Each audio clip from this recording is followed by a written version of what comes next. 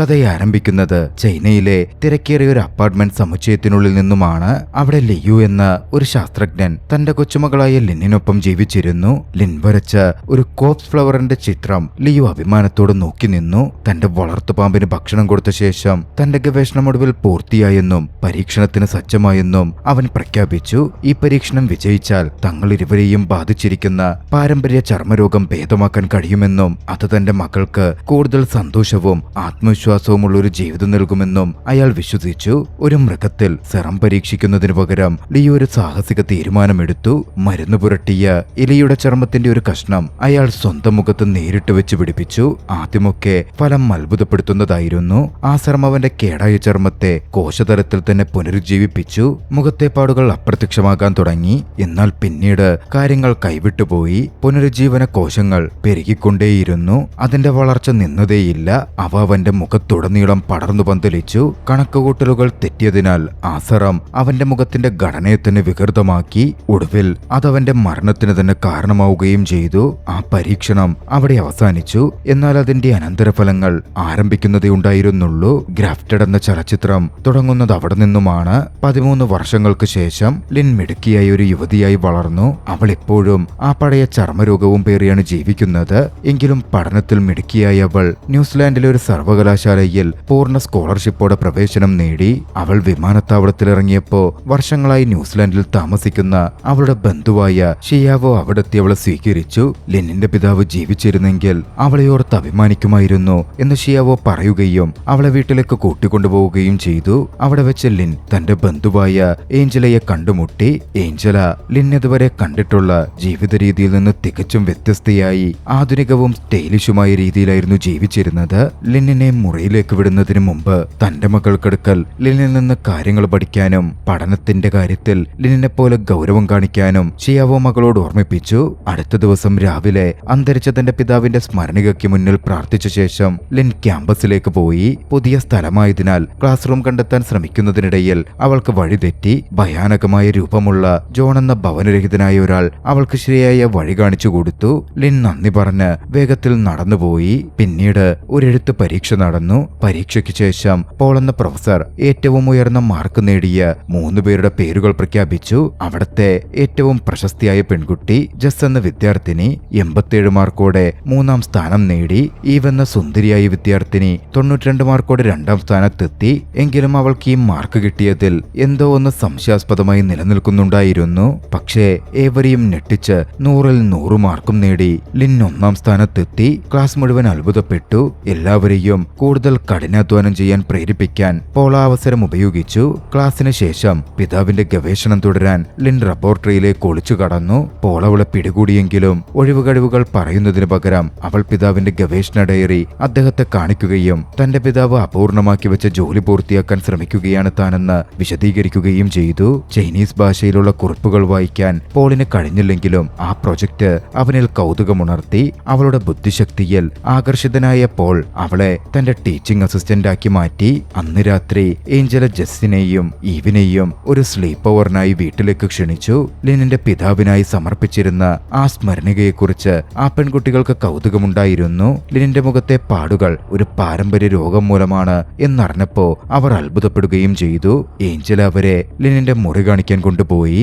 അവിടെ നിറയെ ചിത്രങ്ങളും വൈദ്യശാസ്ത്ര ഉപകരണങ്ങളും ഗവേഷണ സാമഗ്രികളും കണ്ടപ്പോ അവർക്ക് അസ്വസ്ഥത തോന്നി. അത് കണ്ട് അറപ്പ് തോന്നിയ ഈവ് അതെല്ലാം മറന്ന് നമുക്കൊരു സിനിമ കാണാമെന്ന് നിർദ്ദേശിച്ചു. സിനിമ കാണുന്നതിനിടയിൽ അവർ ഫേസ് മാസ്ക് പോലും ധരിച്ചു. പിന്നീട് ലിൻ അങ്ങോട്ടേക്ക് വന്നു.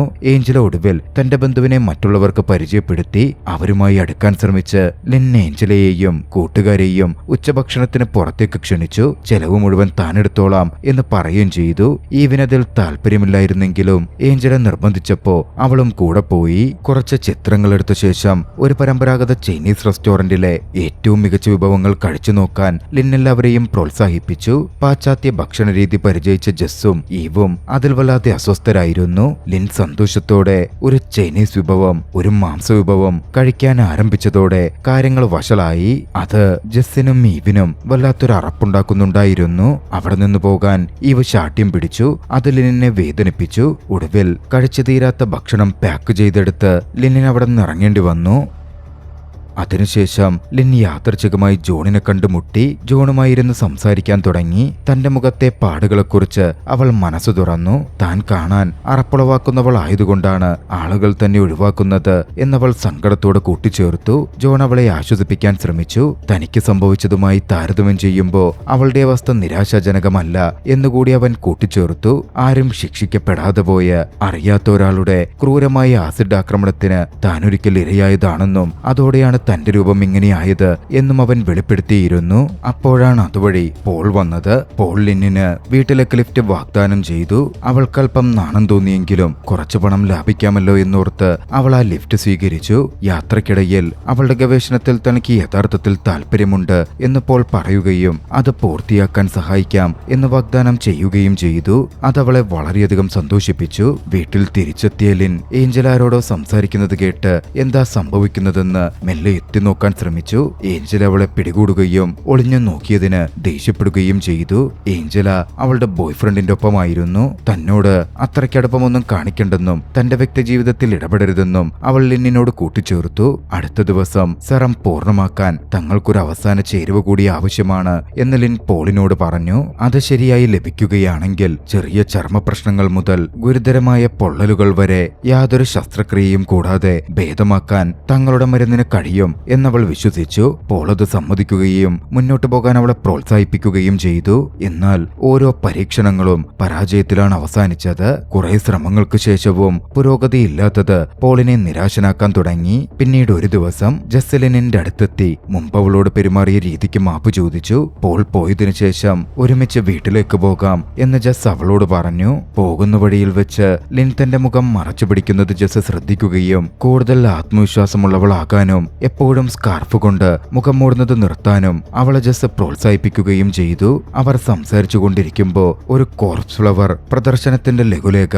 ലിനിന്റെ ശ്രദ്ധയിൽപ്പെട്ടു. പെട്ടെന്ന് അവൾക്കൊരു കാര്യം മനസ്സിലായി. താൻ തിരയുന്ന ആ സരത്തിലെ അവസാന ചേരുവ കടുത്ത ദുർഗന്ധത്തിന് പേരുകേട്ട് ആ ശവപുഷ്പമാണ്. അതിന്റെ തണ്ടാണ്. അന്ന് രാത്രി ജോലി പൂർത്തിയാക്കാൻ ഉറച്ച് ലിൻ തനിക്ക് ആവശ്യമായ സാമ്പിൾ മോഷ്ടിക്കാൻ ഒരു കള്ളനെ പോലെ ശവപുഷ്പ പ്രദർശനശാലയിലേക്ക് ഒളിച്ചു കടന്നു. ലാബിൽ തിരിച്ചെത്തിയവൾ മോഷ്ടിച്ചു കൊണ്ടുവന്ന ആ പദാർത്ഥം വേർതിരിച്ചെടുത്ത് തന്റെ സെറത്തിൽ ചേർത്തു. ഏതാണ്ട് അതേ സമയം തന്നെ മറ്റൊരു രഹസ്യം കൂടി പുറത്തു വന്നു. മികച്ച മാർക്ക് ലഭിക്കുന്നതിന് പകരമായി ഈവ് പ്രൊഫസർ പോളുമായി അവിഹിത ബന്ധത്തിൽ ഏർപ്പെടുന്നുണ്ടായിരുന്നു. ഈവിനൊപ്പം ആ ലാബിന്റെ മറുപുറത്ത് ആ സമയം പോള് സമയം ചെലവഴിക്കുന്നുണ്ട്. ലാബിനകത്ത് ലിൻ വൈകിയും ജോലി ചെയ്യുന്നത് പോള് ശ്രദ്ധിച്ചു. പോളിന് ആശങ്കയായി. അതിനിടെ അവസാനമായി ഒരു പരീക്ഷണം കൂടി നടത്താൻ ലിൻ തീരുമാനിച്ചു. സെറം പ്രവർത്തിക്കുന്നുണ്ടോ എന്ന് തെളിയിക്കാൻ അവൾ സ്വന്തം തുടയിൽ ഒരു മുറിവുണ്ടാക്കി താൻ കണ്ടെത്തിയ പുതിയ മരുന്ന് കുത്തിവെച്ചു. ഫലം അത്ഭുതപ്പെടുത്തുന്നതായിരുന്നു. അവളുടെ മുറിവ് കൂടിച്ചേർന്നു. അതും ഒരു പാടുപോലും അവശേഷിക്കാതെ. താൻ കണ്ടെത്തിയ സെറം തന്റെ പിതാവിന്റെ സെറം ഒടുവിൽ പൂർത്തിയായെന്നവൾ തിരിച്ചറിഞ്ഞു. അതേസമയം ഈവുമായുള്ള തന്റെ ബന്ധം പുറത്താകുമോ എന്നായിരുന്നു പോൾ ഭയന്നുകൊണ്ടിരുന്നത്. അതിനാൽ അവർ ഈവിനെ പിൻവാതിലൂടെ പുറത്താക്കി ലിന്നെന്താ അവിടെ എന്ന രീതിയിൽ പരിശോധിക്കാൻ പോയി. പെട്ടെന്ന് തന്നെ അങ്ങനെ ഒഴിവാക്കിയതിൽ ഈവിന് അമർഷം തോന്നി. പോള് വന്നപ്പോ ലിൻ ആവേശത്തോടെ തന്റെ തുട അവനെ കാണിച്ചു. അവിടുത്തെ മുറിവ് നിമിഷനേരം കൊണ്ടുണങ്ങിയിരുന്നു. ആ സംഭവം ഈവ് രഹസ്യമായി ഫോട്ടോ എടുത്തു. അക്കാര്യം അവർ രണ്ടുപേരും ശ്രദ്ധിച്ചതേയില്ല. ലിൻ പോയ ശേഷം അവളുടെ ഗവേഷണത്തിന് എന്തൊക്കെ ചെയ്യാൻ കഴിയുമെന്നതിനെക്കുറിച്ച് പോളിന് വലിയ താല്പര്യമായി. അത് സ്വന്തം ആവശ്യത്തിനായി ഉപയോഗിക്കുന്നതിനെക്കുറിച്ച് അവൻ ഇതിനകം ചിന്തിച്ചു തുടങ്ങിയിരുന്നു എന്നത് വ്യക്തമാക്കുന്നുണ്ടായിരുന്നു. ലിൻ പോളിന് തന്റെ തുട കാണിച്ചു കൊടുക്കുന്ന ഫോട്ടോ കയ്യിൽ ലഭിച്ചപ്പോ അത് കണ്ട് ഏഞ്ചല ഞെട്ടിപ്പോയി. ലിൻ വീട്ടിലെത്തിയപ്പോ തന്റെ പിതാവിനായി സമർപ്പിച്ച സ്മരണിക ഏഞ്ചല തല്ലിത്തകർത്ത് നശിപ്പിച്ചിരിക്കുന്നത് കണ്ട് അവൾ ഭയന്നു. നല്ല മാർക്ക് നേടുന്നതിനായി ലിൻ പോളും ഒന്നിച്ച് അനുചിതമായ കാര്യങ്ങൾ ചെയ്യുന്നു എന്ന് ഏഞ്ചല ആരോപിച്ചു. അവരുടെ തർക്കം അക്രമത്തിലേക്ക് വഴിമാറി. ആ ബഹളത്തിനിടയിൽ ഒരു ചോപ്സ്റ്റിക്ക് ഏഞ്ചലയുടെ കണ്ണിൽ തറച്ച് അവൾ അബദ്ധത്തിൽ കൊല്ലപ്പെട്ടു. ലിന്നത് കണ്ട് വല്ലാതെ പരിഭ്രാന്തിയായി. വൈകാതെ ആന്റി ഷിയാവോ അങ്ങോട്ടേക്ക് എത്തിച്ചേർന്നേക്കാം. അവൾ ഏഞ്ചലയുടെ മൃതദേഹം ബാത്റൂമിലേക്ക് വലിച്ചിഴച്ചു കൊണ്ടുപോയി. പരിഹാരത്തിനായി ഭ്രാന്തമായി ചിന്തിക്കാൻ ആരംഭിച്ചു. അപ്പോൾ ഭയാനകമായ ഒരു ആശയം അവളുടെ മനസ്സിൽ തോന്നി. താൻ പൂർത്തിയാക്കിയ പുനരുജ്ജീവന സെറം ഉപയോഗിച്ച് അവൾ ആഞ്ചലയുടെ മുഖം, ആ ചർമ്മം പൂർണ്ണമായി മുറിച്ചെടുത്ത് തന്റെ മുഖത്ത് വെച്ചു പിടിപ്പിച്ചു, അഥവാ ഗ്രാഫ്റ്റ് ചെയ്തു. ഒറ്റ രാത്രി കൊണ്ട് തന്റെ ബന്ധുവായ ഏഞ്ചലയുടെ വ്യക്തിത്വം ഏറ്റെടുക്കാൻ അവൾ തീരുമാനിച്ചു. എല്ലാം വൃത്തിയാക്കിയ ശേഷം ഷിയാവോ വരുന്നത് അവൾ കേട്ടു. തന്റെ മകൾ പരിഭ്രമിച്ചും തളർന്നുമിരിക്കുന്നത് കണ്ട് ഏഞ്ചലോക്ക് ഏതോ പ്രണയനഷ്ടം സംഭവിച്ചതാണെന്നാണ് ഷിയാവോ കരുതിയത്. ഷിയാവോ അവളെ ആശ്വസിച്ചു. തന്റെ മുന്നിൽ മകളായി നിൽക്കുന്നയാൾ യഥാർത്ഥത്തിൽ ലിന്നാണെന്ന് ഷിയാവോ അറിഞ്ഞതേയില്ല. മറ്റൊരിടത്ത് ഈവും പോളുമായുള്ള ബന്ധം വിചാരിച്ചതിലും വഷളായി കഴിഞ്ഞിരുന്നു. സർവകലാശാലയിൽ വെച്ച് മാത്രമല്ല, പോളിന്റെ വീട്ടിൽ വെച്ചും അവൾ അവനെ രഹസ്യമായി കാണാറുണ്ടായിരുന്നു. പോളിന് തന്നെക്കാൾ കൂടുതൽ താല്പര്യം അപ്പോൾ തന്റെ ഗവേഷണത്തിലാണ് എന്ന് തോന്നിയ ഈവ് വല്ലാതെ നിരാശയിലാണ്ടു. അവൾ അവന്റെ ജോലിയിൽ ഇടപെടുന്നത് ഇഷ്ടപ്പെടുന്നില്ലെന്ന് പോള് വ്യക്തമാക്കിയിരുന്നു. ഇതിനെല്ലാം കാരണം ലിന്നാണ് എന്നായിരുന്നു ഈവ് ചിന്തിച്ചത്. അടുത്ത ദിവസം രാവിലെ ലിൻ തന്റെ വേഷം പൂർണ്ണമാക്കാനുള്ള ശ്രമത്തിലായിരുന്നു. ഏഞ്ചലയുടെ ശീലങ്ങളും പെരുമാറ്റങ്ങളും അവൾ പഠിച്ചു. അവളെ വിശ്വസനീയമായ രീതിയിൽ അനുകരിക്കാൻ കഴിയുന്നതുവരെ ഓരോ സൂക്ഷ്മകാര്യങ്ങളും അവൾ പരിശീലിച്ചു. അത് അവളെ ഒരു ഭ്രാന്തമായ അവസ്ഥയിലെത്തിച്ചിരുന്നു. ഉടൻ തന്നെ ഷിയാവോ ഒരാഴ്ചത്തെ ബിസിനസ് യാത്രയ്ക്കായി പുറപ്പെട്ടു. സ്വന്തം വീട്ടിൽ നടന്ന ദുരന്തത്തെക്കുറിച്ച് ഷിയാവോ അറിഞ്ഞിരുന്നേയില്ല. തൊട്ടടുത്ത ദിവസം ലിൻ ഏഞ്ചലയായി ക്യാമ്പസിൽ പ്രത്യക്ഷപ്പെട്ടു. പക്ഷേ ഏഞ്ചലയുടെ പെരുമാറ്റത്തിലും മറ്റും എന്തോ പൊരുത്തക്കേടുണ്ട് എന്നാളുകൾക്കുടൻ തന്നെ തോന്നി. അവൾ അസ്വാഭാവികമായി പെരുമാറുകയും ഹൈ ഹീൽസ് ഇട്ട് നടക്കാൻ പോലും കഷ്ടപ്പെടുകയും ചെയ്യുന്നു. അപ്പോൾ ജോഷ് എന്ന യുവാവ് അവളുടെ അടുത്തെത്തി. അവൾക്കെന്താ സംഭവിക്കുന്നതെന്ന് മനസ്സിലാക്കുന്നതിന് മുമ്പ് തന്നെ അവളെ കെട്ടിപ്പിടിച്ച് ഉമ്മ വെച്ചു. അത് അവളെ സ്തബ്ധയാക്കി. അന്നുച്ച കഴിഞ്ഞ് ഏഞ്ചലയായുള്ള തന്റെ ഈ പുതിയ ജീവിതം ലിന്നങ് ആസ്വദിക്കാൻ തുടങ്ങി. ഒടുവിൽ ജസ്റ്റിനും മീവിനുമൊപ്പം സമയം ചെലവഴിക്കാനും അവരുടെ കൂട്ടത്തിൽ ഒരാളാവാനും അവൾക്ക് കഴിഞ്ഞു. ആ വേഷത്തിൽ ലിൻ കൂടുതൽ കംഫർട്ടബിളായി മാറുകയും ഏഞ്ചലയായിരിക്കുന്നത് ആസ്വദിക്കാൻ തുടങ്ങുകയും ചെയ്തു. പ്രത്യേകിച്ചും തനിക്കിപ്പോൾ ഒരു ലവർ ഉണ്ടെന്ന് അവൾ മനസ്സിലാക്കിയപ്പോൾ അവൾക്കത് വല്ലാത്തൊരു സന്തോഷം കൊടുത്തിരുന്നു. യഥാർത്ഥ ഏഞ്ചലയുടെ മൃതദേഹം പ്ലാസ്റ്റിക്കിൽ പൊതിഞ്ഞ് ഇപ്പോഴും വീട്ടിൽ ഒളിപ്പിച്ചിരിക്കുകയാണെന്നറിയാതെ ജോഷ് അവളെ പുറത്ത് കൂട്ടിക്കൊണ്ടുപോകാനെത്തി. അവൻ ലിന്നിനെ മനോഹരമായ ഒരു മലഞ്ചെരുവിലേക്ക് കൊണ്ടുപോയി. അവർ കൂടുതൽ അടുക്കുന്നതുവരെ എല്ലാം നന്നായി നടന്നു. എന്നാൽ പിന്നീട് ഒരു ദുരന്തം സംഭവിച്ചു. ഏഞ്ചലയുടെ മുഖത്തിന്റെ വെച്ചുപിടിപ്പിച്ച ചർമ്മം ലിന്നിന്റെ സ്വന്തം മുഖത്ത് നിന്ന് നടന്നു മാറാൻ തുടങ്ങി. അത് നേരെ ജോഷിന്റെ മേലേക്ക് വീഴുകയും ചെയ്തു. ഭയന്നുപോയ അവന്റെ കാലിടറി അവൻ മലഞ്ചെരുവിൽ നിന്ന് താഴേക്ക് വീണു മരിച്ചു. വീട്ടിൽ തിരിച്ചെത്തിയ ലിൻ തന്റെ പിതാവിന്റെ ഗവേഷണ ഡയറി കാണാനില്ല എന്ന കാര്യം മനസ്സിലാക്കി. അവൾ കൂടുതൽ പരിഭ്രാന്തിയായി. പോളിന് അതിനെപ്പറ്റി എന്തെങ്കിലും അറിയാമായിരിക്കും എന്ന പ്രതീക്ഷയിൽ അവൾ അവനെ ബന്ധപ്പെട്ടു. എന്നാൽ ഗവേഷണം മോഷ്ടിക്കാൻ രഹസ്യമായി പദ്ധതിയിട്ടിരുന്നപ്പോൾ തനിക്കൊന്നും അറിയില്ലെന്ന് നടിച്ചു.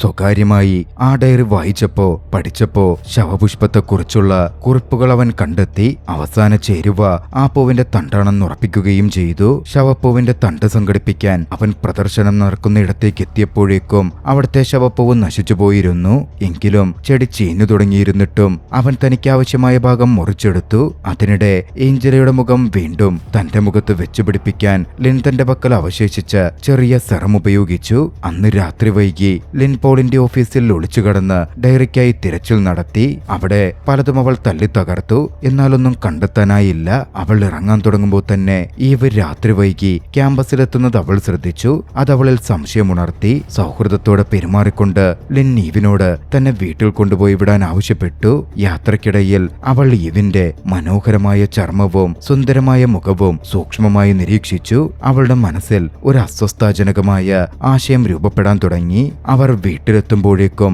ലിൻ തീരുമാനം എടുത്തു കഴിഞ്ഞിരുന്നു. അടുത്ത ദിവസം രാത്രി തന്റെ വീട്ടിൽ സമയം ചെലവഴിക്കാൻ അവൾ ഈവിനെ സാധാരണ രീതിയിൽ ക്ഷണിച്ചു. അപകടത്തെക്കുറിച്ച് അറിയാതെ ഈവ് അത് സ്വീകരിച്ചു. അടുത്ത രാത്രി ലിൻ ഈവിനെ തന്റെ മുറിയിലേക്ക് ആകർഷിച്ചു. അവൾക്കെന്തോ കാണിക്കാനുണ്ടെന്നായിരുന്നു അവൾ പറഞ്ഞത്. സാഹചര്യം സംശയാസ്പദമായി തോന്നിയെങ്കിലും ലിൻ തന്നെ കൊല്ലാൻ ഉദ്ദേശിക്കുന്നു എന്ന് മനസ്സിലാക്കുന്ന നിമിഷം വരെ ഈവ് അതിനോട് സഹകരിച്ചു. ഇവനെ സംബന്ധിച്ച് തന്റെ മുമ്പിൽ നിൽക്കുന്നത് ഏഞ്ചലയാണല്ലോ. പക്ഷേ കൊല്ലാനായി അവൾ തുനിഞ്ഞതും ഈവ് തിരിഞ്ഞോടി. ലിന്നാകട്ടെ യാതൊരു വികാരവും പ്രകടിപ്പിക്കാതെ ശാന്തമായി പുറകെ പോയി. ഈവ് കുറെ സമയം ഒളിച്ചിരുന്നു. ഒടുവിൽ പിടിക്കപ്പെടാതിരിക്കാൻ അവിടെ ഉണ്ടായിരുന്ന ചെറിയ സ്വിമ്മിംഗ് പൂളിലേക്ക് ഇറങ്ങി അവൾ വെള്ളത്തിനടിയിൽ ശ്വാസം അടക്കി പിടിച്ചിരുന്നു. എന്നാൽ അതും ഫലം കണ്ടില്ല. ലിൻ അവളെ കണ്ടെത്തുകയും അവിടെ വെച്ച് ക്രൂരമായി കൊലപ്പെടുത്തുകയും ചെയ്തു.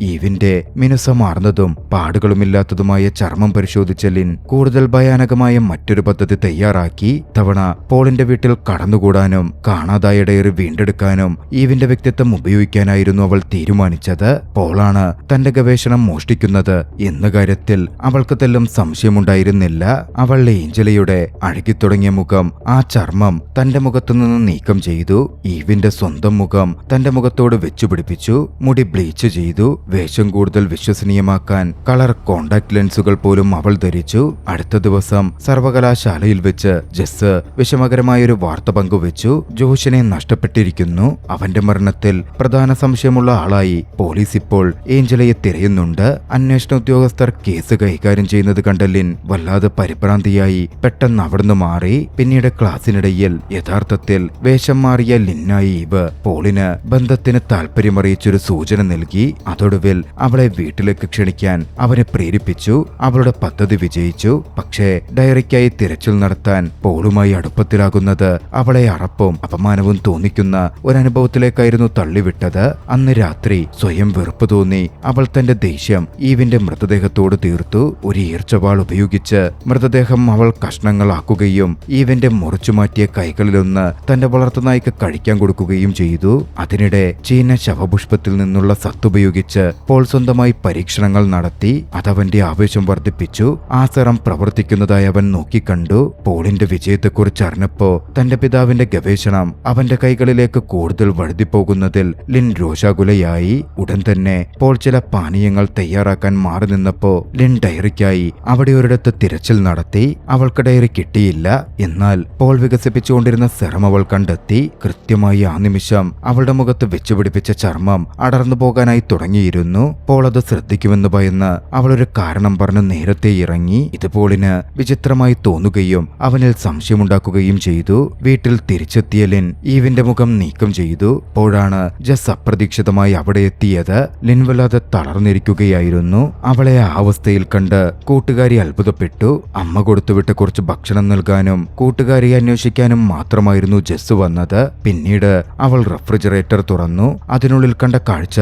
അവളെ ഭയചകിതയാക്കി. തന്റെ രഹസ്യം പുറത്തായി എന്ന് മനസ്സിലാക്കിയ ലിൻ ജസ് രക്ഷപ്പെടുന്നതിനോ ആരോടെങ്കിലും പറയുന്നതിനോ മുമ്പ് അവളെ ഉടനടി കൊലപ്പെടുത്തി. അന്ന് രാത്രി വൈകി. ഈവിനെ കാണാത്തതിനെക്കുറിച്ച് പോൾ വ്യാകുലനായി. അവളെ ബന്ധപ്പെടാൻ കഴിയാത്തതിനാൽ അവൻ നേരിട്ട് ഏഞ്ചലയുടെ വീട്ടിലെത്തി അന്വേഷിക്കാൻ തീരുമാനിച്ചു. അവനെത്തുമ്പോ ലിൻ അവിടെ ഒറ്റയ്ക്കിരിക്കുന്നത് അവൻ കണ്ടു. എന്തോ വലിയ തകരാറുണ്ടെന്ന് ഒറ്റ നോട്ടത്തിൽ തന്നെ അവന് വ്യക്തമായിരുന്നു. അവൻ ഈവിനെക്കുറിച്ച് ചോദിക്കാൻ തുടങ്ങി. എന്നാൽ മറുപടി നൽകുന്നതിന് പകരം തന്റെ പിതാവിന്റെ ഗവേഷണം മോഷ്ടിച്ചതിനും തന്റേതല്ലാത്ത ഒരു ജോലിക്ക് ക്രെഡിറ്റ് എടുത്തതിനും ലിൻ തന്റെ ദേഷ്യം മുഴുവൻ പോളിന് നേരെ തിരിച്ചു. പ്രത്യാഘാതങ്ങളെക്കുറിച്ച് ശ്രദ്ധിക്കാതെ റെഫ്രിജറേറ്ററിനുള്ളിലേക്ക് നോക്കാൻ അവൾ പോളിനോട് പറഞ്ഞു. ആ കാഴ്ച ഭയാനകമായിരുന്നു. അവനുമായി ബന്ധമുണ്ടായിരുന്ന ഈവിന്റെ മാംസകഷ്ണങ്ങളായിരുന്നു അതിൽ നിറയെ. പോളിന് പ്രതികരിക്കാൻ കഴിയുന്നതിനു മുമ്പ് ലിന്നവന് ഒരു ട്രാങ്കുലൈസർ കുത്തിവെപ്പ് നടത്തി. കുറച്ചു സമയം കഴിഞ്ഞ് പോൾ ഉണർന്നപ്പോ താൻ ബന്ധനസ്ഥനാക്കപ്പെട്ടിരിക്കുന്നു എന്നവൻ തിരിച്ചറിഞ്ഞു. അവൾ അവന്റെ കഴുത്തിൽ മുറിക്കാൻ തുടങ്ങിയപ്പോ വേദന സഹിക്കാനാവാതെ അവൻ പിടഞ്ഞുകിടന്നു. തന്റെ വെറുപ്പ് മൂലം അവളൊരു അശ്രദ്ധമായ രീതിയിൽ അവന്റെ ശരീരത്തിലേക്ക് പുനരുജ്ജീവന സെറം കുത്തിവെച്ചു. നിർഭാഗ്യവശാൽ ഒച്ചയും മറ്റും കേട്ട് അങ്ങോട്ടേക്കെത്തിയ ഒരു അയൽക്കാരി ഇതെല്ലാം നോക്കിക്കണ്ടു. അവളുടെ കുറ്റകൃത്യങ്ങൾ ഒടുവിൽ പുറത്തു വന്നതോടെ ലിനിന് ഓടിപ്പോവുകയല്ലാതെ വേറെ വഴിയില്ലായിരുന്നു. പോളിന്റെ വിധി വർഷങ്ങൾക്ക് മുമ്പത്തെ ലീവിന്റെ വിധിക്ക് സമാനമായി മാറി. സെറം നിയന്ത്രണാതീതമായി മാറി അവന്റെ മുഖത്തെ ഓരോ ദ്വാരങ്ങൾക്കും മുകളിലൂടെ വളർന്നുകൊണ്ടേയിരുന്നു. അവന്റെ വായയും കണ്ണുകളും മുഖത്തെ സവിശേഷതകളും അടഞ്ഞുപോയി. പോലീസ് വളയാൻ തുടങ്ങിയതോടെ ലിൻ അവിടെ നിന്ന് രക്ഷപ്പെട്ടു. നിരാശയായ അവൾ സബ്വേ സംവിധാനത്തിലേക്ക് ഓടിക്കയറുകയും അവിടെ അടുത്തുറങ്ങുകയായിരുന്ന ജോണിനെ കാണുകയും ചെയ്തു. തന്നെ ഒളിക്കാൻ സഹായിക്കണം എന്നവൾ അവനോട് അപേക്ഷിച്ചു. അപ്പോഴാണ് മറ്റൊരു ദുരന്തം ഉണ്ടാകുന്നത്. പോളിന്റെ വീട്ടിൽ നിന്ന് അവൾ മോഷ്ടിച്ച സെറം ജോണിന്റെ മടിയിൽ വീണ് പൊട്ടി. രണ്ടുപേരും ആ അസ്ഥിരമായ മരുന്നിനിരയായി. അവരുടെ ശരീരങ്ങൾ നിയന്ത്രണമില്ലാതെ പരിവർത്തനം ചെയ്യാൻ തുടങ്ങി. ഒടുവിൽ രണ്ട് ശരീരവും ഒന്നിച്ചു ചേർന്ന് ഒരൊറ്റ വികൃതമായ ജീവിയായി മാറി.